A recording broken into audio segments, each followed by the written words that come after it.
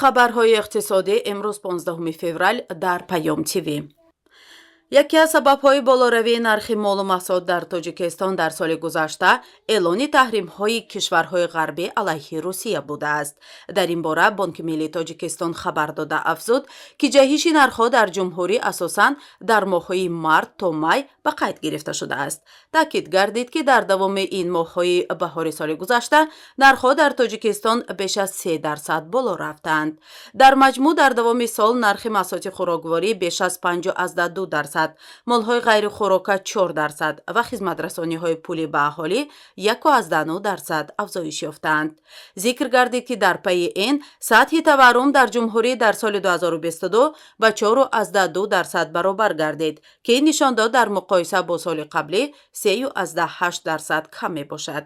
Маврид ба зикр аст, ки шарики асосии тиҷоратии Тоҷикистон Русия боқӣ монда, ҳамчунин ҳамасола садҳо ҳазор муҳоҷир аз ин кишвар барои дарёфти рӯзияшон ба Русия ба муҳоҷирати меҳнатӣ мераванд. Маблағи интиқолдодаи муҳоҷирон аз омилҳои асосии таъмини эътидоли иқтисодиву иҷтимоӣ дар кишвар арзёбӣ мегардад. Палатаи ҳисоб дар соли 2022 дар пайи санҷишҳо дар сохторҳои давлатии кишвар ба маблағи 376.9 миллион сомонӣ қоидавайронкуниҳои молиявиро ошкор намудааст. Дар ин бора Қарахон Чилазода, раиси палатаи ҳисоб, имрӯз 15 феврал зимни нишасти матбуотӣ хабар дод. Ба гуфтаи ӯ, ин маблағ дар вазорату идораҳо, марказ ва гурӯҳҳои татбиқи лоиҳаҳои сармоягузорӣ, бонкҳо, субъектҳои хоҷагидорӣ ва дигар муассисаҳои буҷетӣ ошкор карда шудаанд.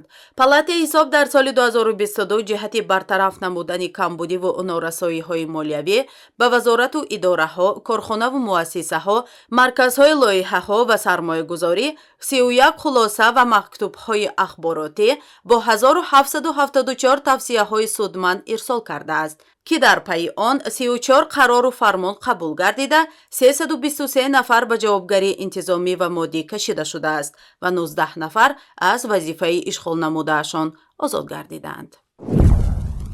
дафтари матбуотии Бонки Миллии Тоҷикистон хабар медиҳад, ки ҳамёнҳои электронӣ нисбат ба кортҳои бонкӣ маъмултар шудаанд.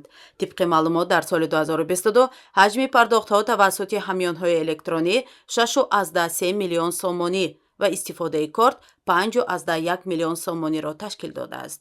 шумораи умумии ҳамёнҳои электронии ташкилотҳои қарзии молиявӣ 5 миллиону 730 ҳазор ададро ташкил медиҳад, ки нисбат ба соли 2021 2 миллиону 830 ҳазор адад зиёд шудааст. қайд карда мешавад, ки ҳамасола маъруфияти пардохтҳои электронӣ афзоиш меёбад.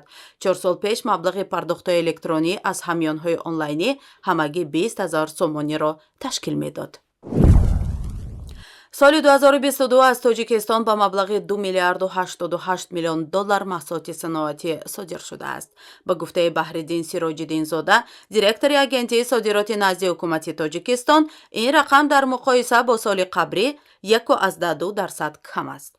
гуфта мешавад, ки бештари содирот ба маъдан 34.1%, инчунин металлу сангҳои қиматбаҳо 24.7% рост меояд. дар баробари ин пахта 9.1%, алюмини 7.1%, қувваи электр 4.9%ро ташкил додааст. илова бар ин, тибқи маълумоти агентии содирот, Тоҷикистон аз содироти маъданҳо, консентрати мис 203 миллион доллар ва рӯ 143 миллион доллар фоида ба даст овардааст.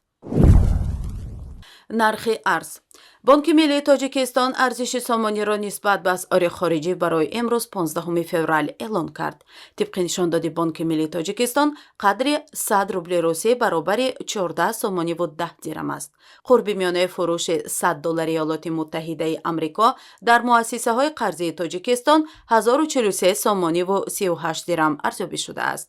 Бонки Миллӣ қурби миёнаи фурӯши 100 евроро 1121 сомониву 84 дирам муайян кард. нархи тилло. баҳои ҳар унс тилло дар муомилоти субҳи имрӯз миёни бонкҳои Лондон 1860 доллару 30 сент муомила шуд. нархи нафти хом.